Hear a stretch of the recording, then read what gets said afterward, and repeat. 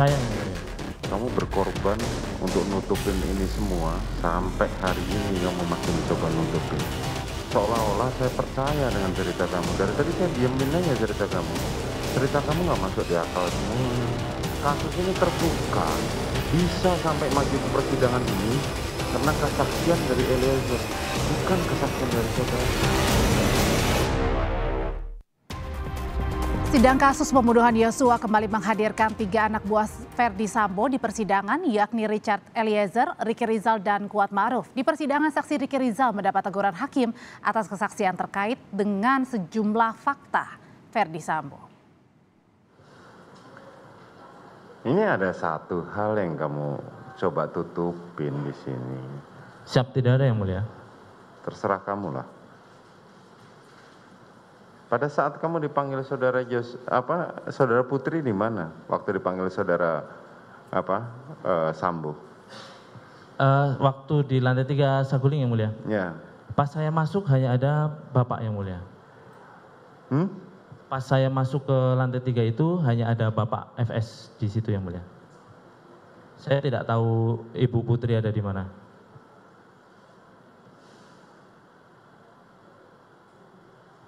Saya cuma mengingatkan pada saudara, sayangi keluargamu.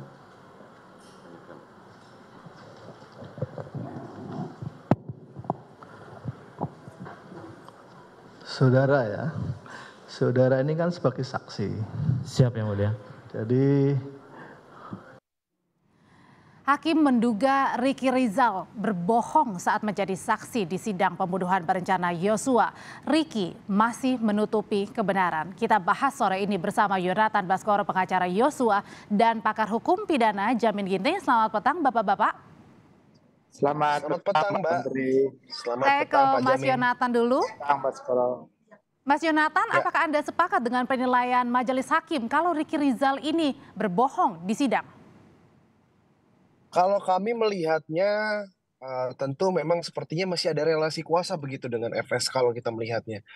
Dan kami juga memiliki keyakinan yang sama dengan majelis hakim, sepertinya masih ada yang ditutupi. Nah, kami berharap statusnya saksi ya, meskipun dia juga terdakwa, tetapi kan tadi memberikan keterangan sebagai saksi harusnya jujur-jujur saja. Sampai hakim kan juga memperingatkan, tolonglah sayangi keluarga. Maksudnya itu apa? Maksudnya adalah kalau masih bohong-bohong justru itu akan memperberat hukumannya sendiri nanti Mbak. Itu yang ingin kita sampaikan. Dugaan masih berbohongnya ini karena lebih masih loyal sama Sambo atau takut Sambonya? Bisa jadi dua-duanya Mbak. Karena yang pertama memang anak buahnya langsung FS. Kemudian yang kedua sudah takut juga FS ini masih punya power. Misalkan FS-nya misalkan dikatakan sudah tidak berkutik karena sudah ditahan begitu ya, menurut saya sih enggak juga.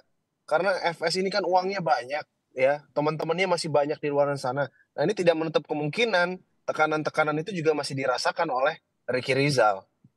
Kalau pandangan Pak Jamin sendiri, benarkah dugaannya ini Ricky Rizal masih belum mengungkap kebenaran alias bohong di sidang? Ya, sebenarnya kalau kita lihat dari awal, Ricky Rizal itu labil orangnya ya. Kalau saya lihat ya, keterangan-keterangan yang dia sampaikan dari pengacara yang lama cenderung karena itu masih menggunakan satu perusahaan atau satu kantor ya dengan yang lain juga, dan dia berubah sekarang dengan pengacara baru. Dan pengacara yang baru punya komitmen kuat untuk lebih terbuka, tetapi realita apa yang kita saksikan hari ini ternyata tidak seperti apa yang kita pernah dengar. Kalaunya seharusnya dia bisa selugas dan ekspresi yang dia sampaikan tentu kalau dia jujur itu berbeda. Lihat aja bagaimana Baradae menjelaskan detail demi detail suatu kesaksiannya. Tapi kelihatannya Brigadir RR ini ada hal yang ditutup-tutupi saya lihat. Jadi lebih kemana hal yang ditutupinya ini, karena takut Sambonya atau karena loyalnya? Kalau saya lihat pengaruh FS kepada Ricky Rizal ini masih ada, Mbak. Jadi konteksnya contohnya dia tidak menyatakan yang sebenarnya. Padahal waktu dia masuk ke Saguling dan kelihatan dia ada di situ ya. Hakim sudah tahu gitu dia ada di situ, tapi dia memberikan keterangan berbeda dengan apa yang dilihat di CCTV. Itu kan fakta. Makanya hakim ingatkan, kamu bisa mengingkari fakta yang sudah ada dalam CCTV. Nah ini kan suatu hal yang tidak sepantasnya ya. Kelihatan berarti dia tidak terbuka untuk menerangkan apa yang pernah dia lihat, dia alami. Nah itu akan memberatkan baginya. Bagi hakim sendiri, saya yakin dia sudah punya dasar untuk menghukum begitu. Jadi nggak perlu lagi tadi dikatakan keterangan benar atau tidak benar, saya sudah punya keyakinan. Tapi kalau tadi Ricky berdalih bahwa Justru dia kalau dia tidak dengar perintah salah satunya ya. Tadi Ricky berdalih, Ricky bilang pada saat kejadian di Duren 3, pada saat JPU nanya, dengar nggak kamu ada way tembak yang disuarakan oleh Ferdy Sambo ke Eliezer? Dia tidak dengar perintah itu. Ya itulah ya saya, apakah dia tidak dengar, apakah dia dengar tapi tidak mengatakan tidak mendengar, ataukah dia tidak tahu, lalu dia bilang tidak dengar. Nah itu kan banyak persepsi mengenai hal seperti ini. Tapi dari keterangannya nggak begitu memerlukan suatu bukti yang kuat lagi, Pak, karena Baradae kemarin kan sudah memberikan keterangan. Sebenarnya keterangan dia ini, Mbak, saksi yang dihadirkan hari ini untuk keterangan yang dia Baradae dan juga untuk buat Ma'ruf, bukan buat FS. Tapi dia nggak berani gitu memberikan keterangan yang sebenarnya mengait-ngaitkan ke sana. Itu yang justru Mas Yonatan, jadi Mas Yonatan, Anda lihat juga bahwa keterangan Ricky Rizal ini tidak perlu dalam tanda kutip dengar begitu, karena sudah pasti yang benar adalah Eliezer. Ya kalau misalkan RR ini masih berbohong ya tentu nggak usah didengar.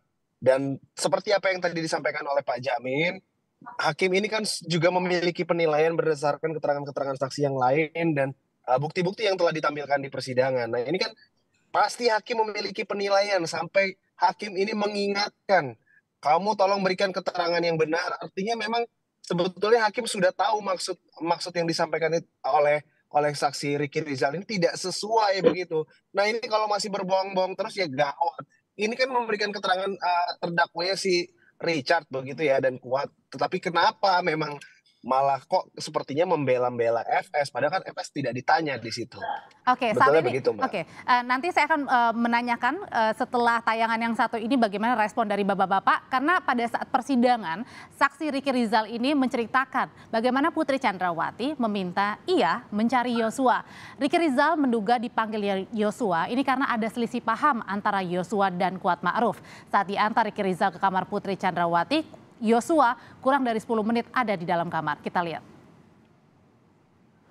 Saya ke depan lagi. Karena saya pikir Yosua dicari ibu yang mulia. Saya ke depan lagi, saya lihat terus Yosua jalan ke saya, terus gimana? Ayo dicari ibu loh. Oh dicari ibu, dipanggil ibu. Diem terus. Yuk sama saya kok, sama saya. Tenang aja Kuat, nggak ngapain sama saya. Terus yaudah bang, masuk. Dia di depan yang mulia, masuk ke lewat garasi, melewati Om Kuat sama Richard. Waktu itu memang ada sempet tatap-tatapan yang mulia, cuma udah, gitu. Udah. Terus masuk ke kamarnya Susi, lewat kamar Susi, masuk, naik ke atas yang mulia. Naik ke atas, terus saya sampaikan pintu kamar ibu kan setengah hampir tertutup tapi nggak tertutup. Saya buka, izin ibu, ini Yosua ibu. Terus ibu cuma yang karena kondisinya waktu itu saya lihat apa ya pucat lemah gitu yang mulia. Cuma diem aja tiduran itu, terus Yosuanya masuk melewati saya. Waktu itu Yosua langsung kayak gini yang mulia. Terus duduk di situ, terus saya lihat saya nggak dicari, berarti saya nggak itu, saya yaudah saya tutup aja pintu yang ram, karena pintunya ada dua yang mulia, yang dalam buka ke dalam, yang ram buka keluar.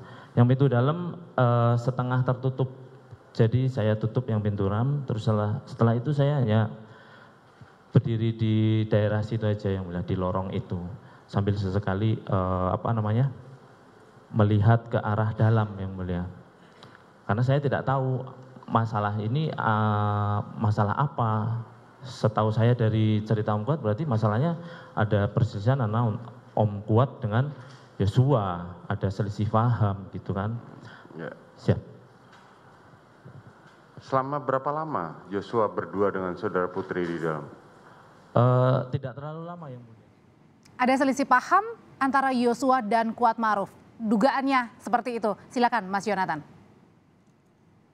Ya, kalau saya berpendapat Mbak ya, memang kedekatan Ibu Putri dan almarhum itu memang sangat dekat dan itu juga diakui oleh beberapa ajudan ya, terutama Richard dalam kesaksiannya juga disampaikan, begitu juga dengan bukti-bukti lain yang telah ditampilkan di persidangan bahwasannya memang ada kedekatan dan bahkan Yosua ini sangat disayang sekali oleh Ibu PC. Kami menduga karena almarhum Yosua ini terlalu dekat dengan Ibu Putri ya, yang notabene tidak selama Kuat bekerja begitu ya, tetapi kok malah sayangnya lebih besar kepada Yosua sehingga Kuat ini sepertinya sirik dan iri hati begitu. Dan kami juga menduga sebetulnya sumber masalahnya ini kompornya itu ada di Kuat, Mbak. Tapi kalau lebih dekat dengan Yosua, kenapa sampai pada saat di persidangan lalu Icat bilang Putri ini ingatkan tentang CCTV dan sarung tangan?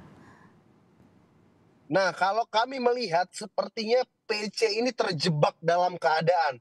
Nah, terjebak dalam keadaan ini silakan diberikan penilaian. Kami tidak mau terlalu jauh menduga, tapi kami melihat sepertinya sudah terjebak di dalam keadaan, Mbak, begitu. Tapi kami masih meyakini, tapi kami intinya masih meyakini almarhum ini sangat dekat dan baik sekali dengan Ibu Putri. Pak Jamin, silakan. Silakan Pak Jamin. Halo, ya, dengar silakan, ya? Pak Jamin. Ya, jadi saya kira ini bukan hal yang substansial keterangan Ricky Rijal terkait dengan di Magelang ya. Itu sudah saksi-saksi lain sudah menerangkan, Susi, Kodir udah menyerangkan dengan jelas kalau sebenarnya mereka tidak ada satu terkait dengan pelecehan seksual. Kalau itu yang menjadi keterangan terkait pelecehan seksual, itu nilainya sangat rendah, bahkan 0 saya kira hakim menilai hal itu. Bahkan hakim dari tadi cuma diam aja, dia pikir ya udahlah kamu cerita terserah kamu lah, gitulah ibaratnya ya. Nah, jadi hal yang dia ceritakan itu tidak mempunyai poin nilai untuk mengungkapkan dan keterkaitan dengan pasal 340 dan 338. Jadi bukan menjadi dasar alasan sehingga itu ada alasan dia membunuh atau sebagai motif membunuh. Nah, itulah yang menjadi hal yang tidak menjadi poin di situ, sehingga hakim nggak begitu mencecar terlalu mendalam terkait itu. Justru hakim menanyakan terkait dengan apa yang terjadi di Duren 3, itu aja. Nah, itu ya yang sangat disayangkan tadi oleh hakim, ternyata R ini tidak mau mengungkapkan fakta yang sebenarnya menurut pandangan hakim itu. Dan jadi kalau menurut Pak Jamin sendiri bahwa sebenarnya hakim ini punya keyakinan kronologi cerita tersendiri, tapi ditanyakan tadi pada saat ke Ricky Rizal bahwa kamu sayang nggak anaknya ini karena mungkin saja bisa memberikan keringanan hukuman kalau RR mau jujur. Justru itu tadi sudah dikasih clue sebenarnya oleh hakim. Dia bilang begini, satu-satunya yang mengungkap ini adalah hanya Baradae. Nah, jadi diberi kesempatan kepada dia untuk mengungkapkan fakta yang sebenarnya supaya nanti dia mendapatkan keringanan yang paling tidak jauh beda dengan Baradae. Cuma kesempatan itu kelihatan tidak digunakan oleh RR ini gitu. Malah sudah berapa kali itu clue itu sudah ada begitu, bahkan sampai ke keluarga. Jarang loh hakim sampai berkata seperti itu di persidangan. Dan berkali-kali ya.